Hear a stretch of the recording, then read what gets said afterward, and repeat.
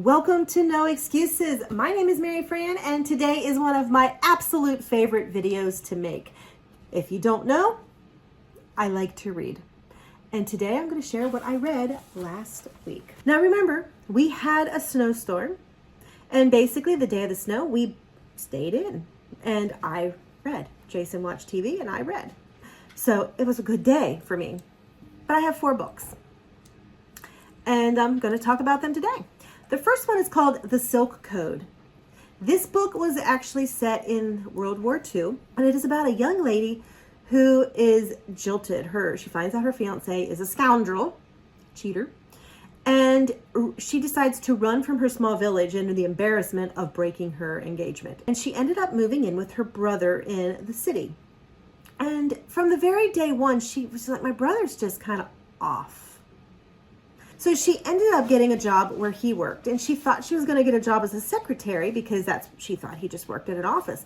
Turns out he worked for a faction of the government, and she ends up working in a department that helps translate the codes sent by secret agents. And through it all, she finds a man that she really, really likes, and they get together. Now, the man that she really likes works at the same place that she works and that her brother works. And in the midst of this story, they find out that one of the resistance groups that's sending them these coded messages actually might be penetrated by the Germans.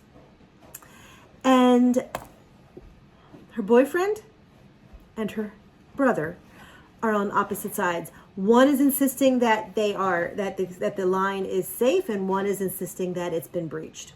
And she's pulled back and forth between the two. And it's actually a really good book. I was turning the pages like crazy because I wanted to figure out what was happening. I wanted to find out for sure. Was it breached? Did this happen? Is she safe? Is he safe? Is that person safe? What's there? And I thought the book was amazing until the very end. The very end, all's well that ends well. Boom, everybody's happy. And then the author decides to leave you on a cliffhanger so that you want to read the next book. And so you go from all's well that ends well, everybody's happy, you're on a high, and then they give you like 1 or 2 sentences that take you right back down and cause you to worry about these characters that they have created and made you fall in love with. I get angry at those books. Don't leave me on a cliffhanger. End the book the way it needs to. I want it to end. I want there to be some kind of conclusion, and a feel-good conclusion.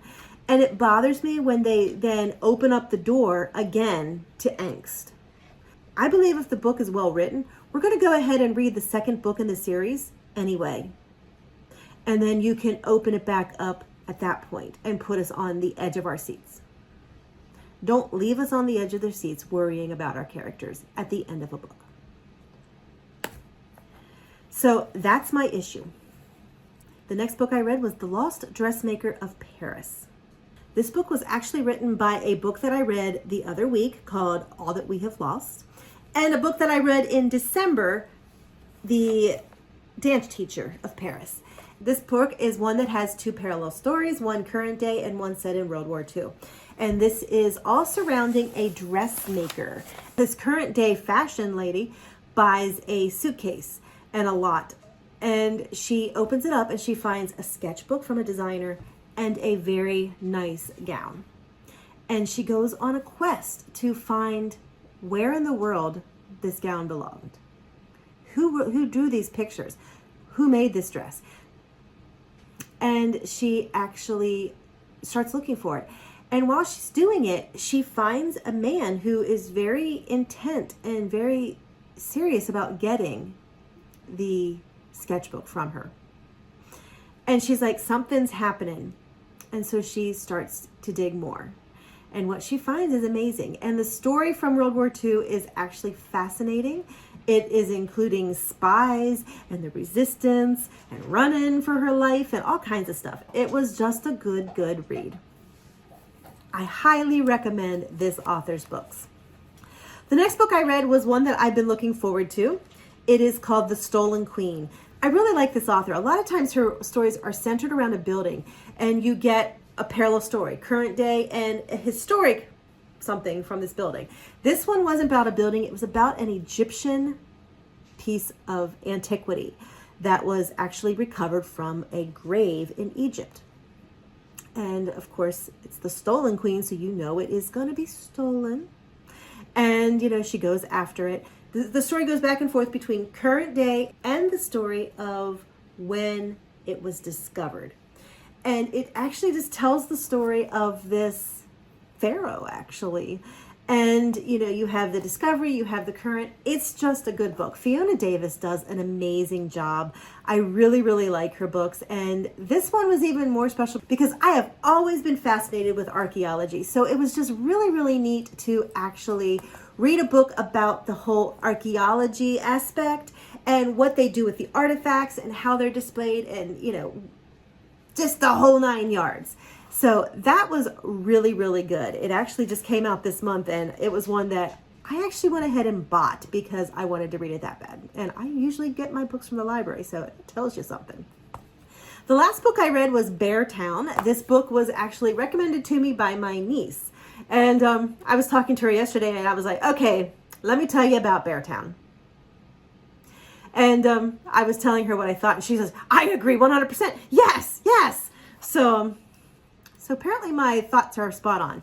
But anyway, this book is about a small town in the middle of nowhere who the town is kind of going into, not really decay, but it's just like losing a lot of people. It's not thriving anymore. And what this town does have is a very well-organized hockey club, which is which used to be really good, has gone downhill, and they're trying to build it back up. And the town is pinning their hopes on this hockey club because if this hockey club wins the playoffs, then if the hockey town wins the playoffs of this minor league, they actually have a chance of getting the hockey academy. And if they get the hockey academy, that's going to bring parents, it's going to bring commerce, it's going to bring money to their town, and it's going to revitalize their town. So they've pinned their hopes on this hockey team. And it's a hockey team of youngsters, of teenagers. And you actually start to meet the characters. And unfortunately, there is a rape in town. And it wreaks havoc on the team. Wreaks havoc on the rape victim also, of course. And it talks about that. And the town divides loyalties very, very quickly. And it's a very interesting look at human nature. How quickly, number one, you don't believe a rape victim. Number two, how quickly politics overtake what's right and wrong. So it was a really, really good read for that. The book is very, very well written. So this is what I told my niece. I'm like, this author is like a master at character development. His characters are fleshed out like you would not believe.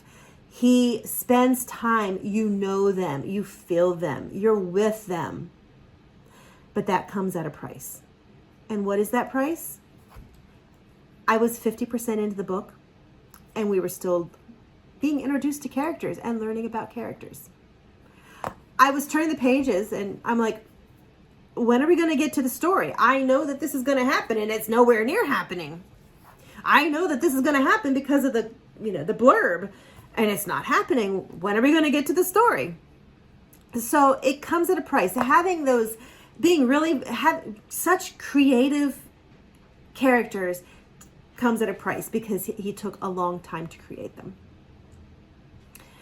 My niece agreed, and I was actually talking to my nephew, and he's like, oh yeah, she told me she read that, and and he says she kept mentioning, well, we're still learning about the characters, so she made the same comment. So, what can I say? But then we got to the story. The story was good. You really, really are into it. It's awesome. And he gave us a resolution, and I'm actually very, very happy with how the resolution came out.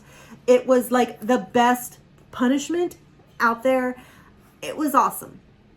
But then what the author did then is, instead of an epilogue, he was like, and 10 years later, and 10 years later. And one of the things was, and 10 years later, 4 of those blah, blah, blah are there, and the 2 did this, and one was dead. he didn't tell you which one died. Now, you can, from the two that did this, you can kind of know which two they were. And so you can kind of go, okay, it's going to be one of these. Which one is it? I want to know. You spent all this time building up the characters. Let me know which one died. Seriously.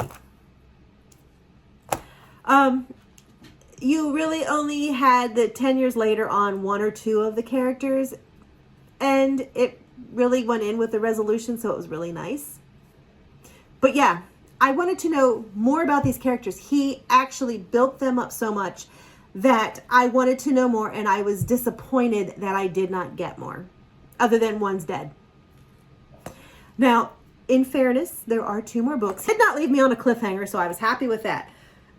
But there are 2 more books. I guess we would be reintroduced to the characters. I don't know. Might go read them though. Those are the books that I read. I would rate them, Stolen Queen would be a 4. The Silk Code, simply because of the ending, I would rate a low 3. Dressmaker of Paris is a solid 3, and Beartown is a solid 3. What can I say? Anyway, keep reading. Reading is amazing. It opens the world to different things, different places, different experiences, different thoughts. And that makes us better people. So keep reading. No excuses.